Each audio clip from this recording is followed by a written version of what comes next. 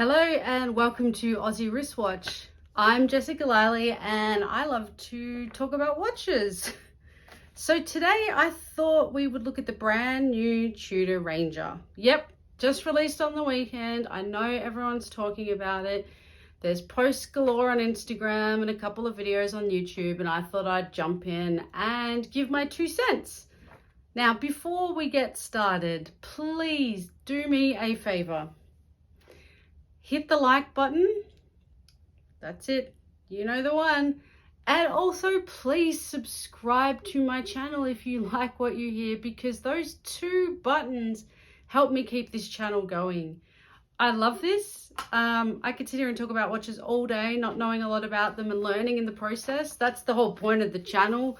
I don't take myself too seriously, I hope, and I just want to have a bit of fun and interact with you guys. So please, help me out, hit the like, hit the subscribe, and let's get into this episode, Tudor Ranger.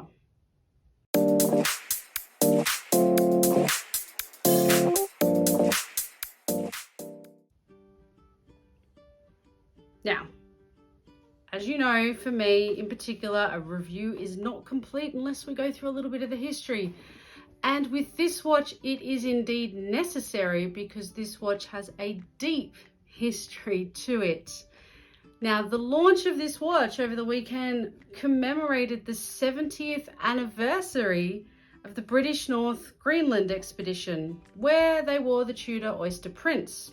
Let's get into that for a second.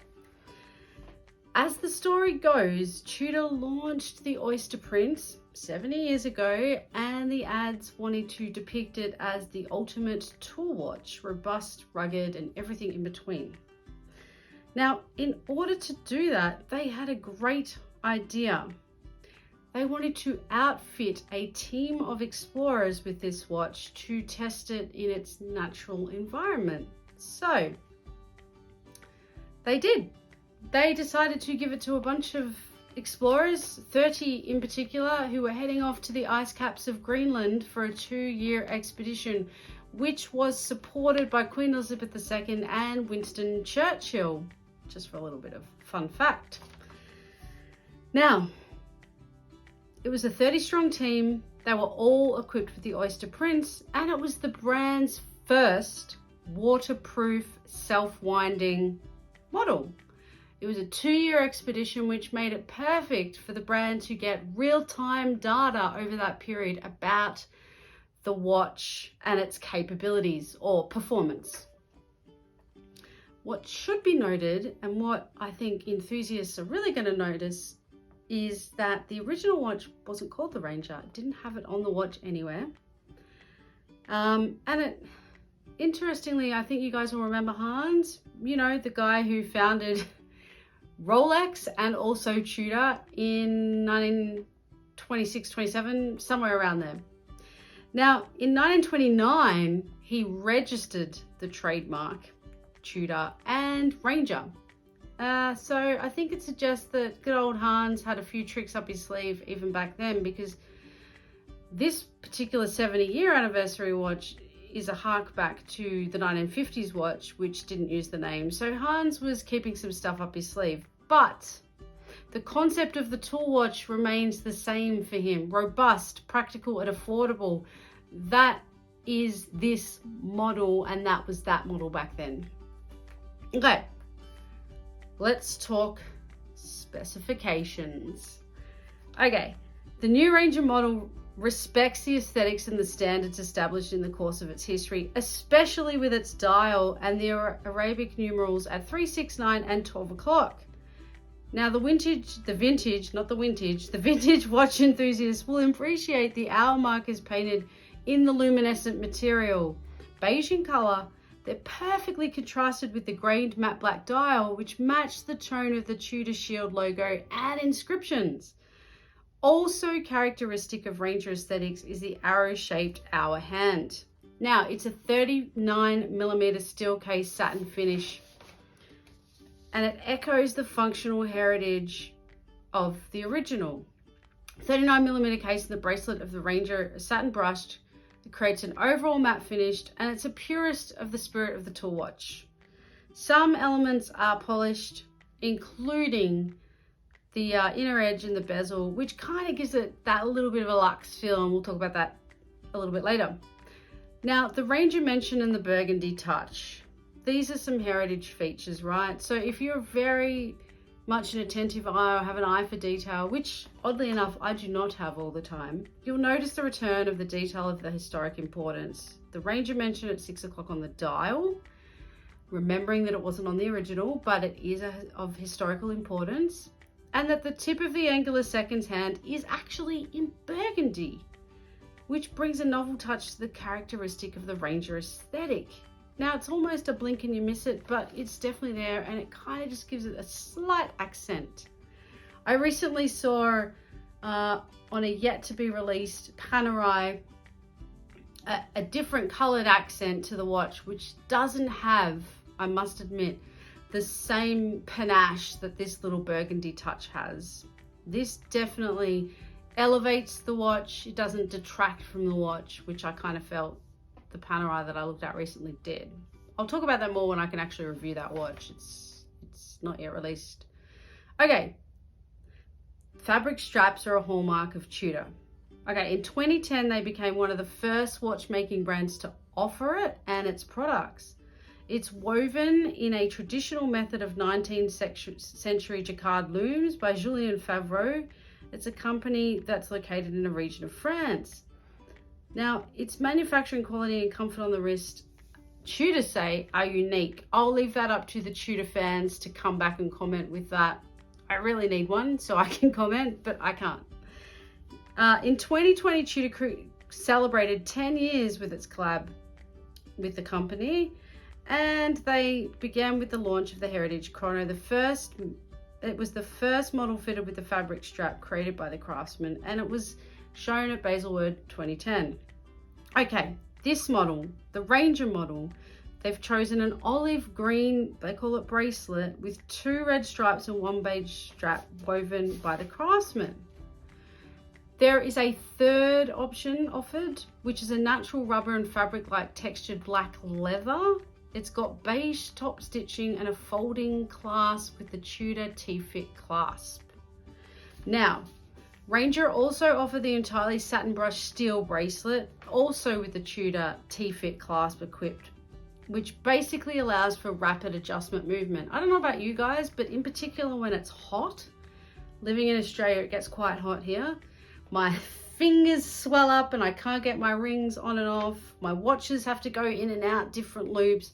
So the T-clasp is actually something that would come in very handy for a quick release or a quick tighten, depending on the weather. So definitely I think is going to be a favorite with people who get this watch for sure. Look, it's easy to use, it doesn't require tools, and it offers 5 positions. So, I mean, it's a win-win really. Now, let's talk real technical here with the movement. Okay, so it's balanced non-magnetic silicon spring. It's a manufacturer caliber MT5402. It's COSC certified, so it's official Swiss Chronometer Testing Institute, and its performance goes beyond the COSC standards. So COSC allows an average variation in the daily running of a watch of between -4 and +6 seconds in relation to the absolute time in a single movement. Now, Tudor, probably because it harks from Rolex, insists on between -2 and +4 seconds variation in its running when it's completely assembled.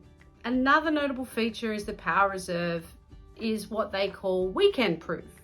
So it's a 70-hour power reserve, which they argue means you can set it down on Friday afternoon post work and pick it up Monday morning to head back to work, and that baby is still ticking and still on the right time because of that power reserve.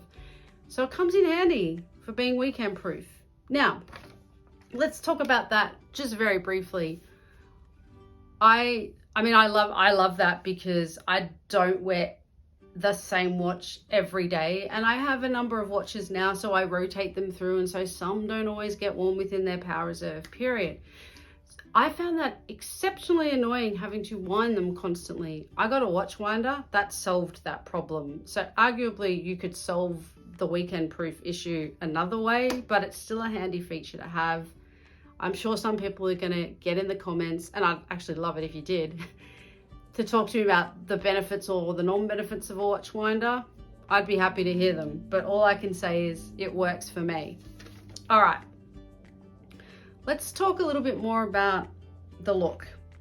The dial is matte black and it's a grained texture, and it has a slightly domed shape to it, and it features markers with grade A Swiss Super-LumiNova. Sorry, grade Swiss Super-LumiNova. I love the names that watches have. Pretty cool, huh? Now the grain dial and satin finish go well together, and as I mentioned earlier, the vertical edge of the bezel are polished, so that kind of gives it a slightly more luxe look. If you want a totally matte watch, you need to check out the Tudor Pelagos range, because that will satisfy that itch 100%. Okay, what are my thoughts? Look, like I haven't been hands-on with this watch, so I kind of feel like I'm giving a review half pregnant, but I wanted to give it anyway because I've seen it in the photos and I really like the look. I love that vintage look. It's clean and it's classy. It's a robust tool watch that you can basically wear in most scenarios. It's 100 meters water resistant. It's not diving watch, right? So it's not designed specifically for that purpose, so I'd expect that the 100 meters is more than sufficient for the explorer-iness or the weekend explorer-iness or the trekker or the tramper. Look, price-wise, they're affordable if big caveat here, because I know some people have said when other people have done reviews and they've talked about watches in the few thousand mark that's not affordable. I get that. It's still an expensive outlay for a watch, but this watch in Australian dollars, still Bracelet, is about $4,100, and you're looking at about a $300 to $400 difference in terms of a price reduction to get the hybrid rubber and leather strap or the fabric strap.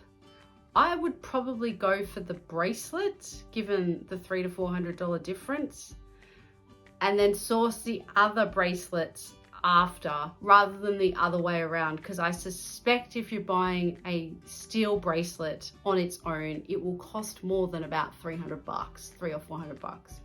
I could be wrong, but I don't know, my gut tells me that that's probably correct. So look, value for money, yes. I mean, it's a Tudor watch, you know, it's to a very high standard and quality. It's got a very solid movement to it. It's the little brother or the little sister of the big brother Rolex. You know, this model in particular is a hark to the Rolex Explorer 1, which was discontinued, what, 2-3 years ago. It may or may not scratch that itch for people. I mean, in the sense that it's not a Rolex, so sometimes the only way to scratch that itch is to get one. But if you cannot afford a Rolex, or you simply cannot get your hands on one, which is most of us, then this watch might be for you. I gotta say, I like it. I think it's going to appeal to the Tudor fans out there who have been wanting this watch to come back since they kind of discontinued it a few years back. I think they've nailed the history of it and the vintage. I think they've nailed the marketing, to be quite frank. It's fucking great. Their website's amazing. The watch itself looks great. I mean, it looks amazing on. It's very simple, it's classy, it's useful being a tool watch, and it just generally has a sense of whimsy and fun to it as well, which I quite like. I think Tudor have done a really great job with this watch. I can't wait to see it in person. I would be happy to add this to my collection sight unseen based on its history alone, because I love that. And I think it's a solid watch. I'm looking forward to getting it on my wrist But for today anyway, I've got my Panerai Pam 422, which is a much bigger watch at 47mm versus a 39mm Tudor. But yeah, I think check it out if you're a Tudor fan, check it out if you're just a watch fan. And again, guys, thank you for watching. Please hit the like button if you've enjoyed this little mini review. Please subscribe and check out my other videos where I talk about anything from a Panerai watch and its history to the Rolex watches and their history and everything in between. Thanks again. Until next time, bye.